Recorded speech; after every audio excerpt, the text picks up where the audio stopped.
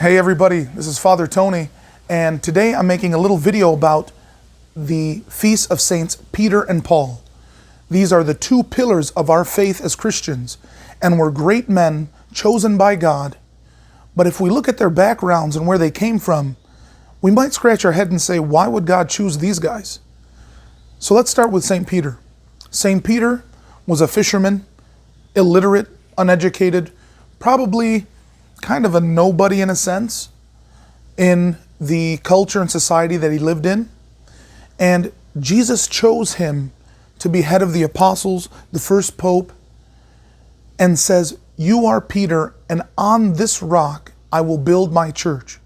Peter is the rock that the church is built upon. Why would Jesus choose him? Well, Jesus saw in him something that the world maybe didn't see, or maybe even Peter didn't see within himself. And Jesus chooses Peter, knowing he's going to deny him, knowing how many times he's going to doubt him, knowing how many times he may fall flat on his face.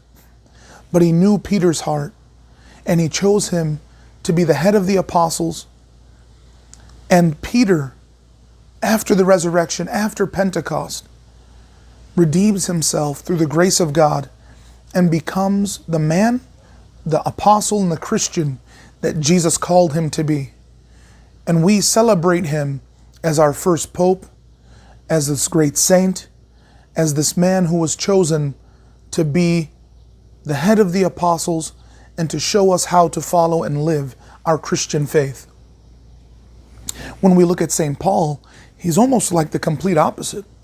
St. Paul, they were both Jewish, but St. Paul was someone who had a great stature, was a Pharisee, meaning he studied the law.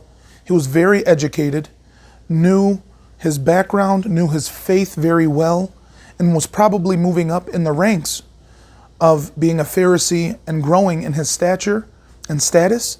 He was a Roman citizen. So St. Paul, we could say, was really pretty well off and had a very good, prestigious kind of life. But he was also a persecutor of the early church. He was a persecutor of the Christians.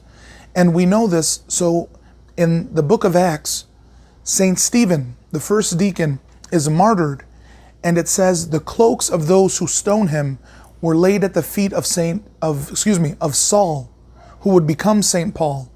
And Saul has a conversion on his way to Damascus to go and persecute more Christians, where he's knocked off his horse, he's made blind, and he hears a voice. And this voice says, "Saul, Saul, why do you persecute me?" And Saul asks, "Who is this?" And he says, "I am Jesus of Nazareth. I am Jesus the Messiah." And Saul listens to that voice and completely, in that moment, completely changes his whole life for Jesus. He goes to Damascus, he goes and then says, I have to follow this voice. And he becomes Paul. And St. Paul is, we could say, the first theologian, the greatest preacher of our faith, someone who wrote so many of the letters of the New Testament. When we read the letter to the Romans, Corinthians, Ephesians, Thessalonians, Philippians, and so on, these are the letters of St. Paul. And we get to see and understand how the Christians lived at that time, and how a father of a community, St. Paul, led his flock and his children in the faith.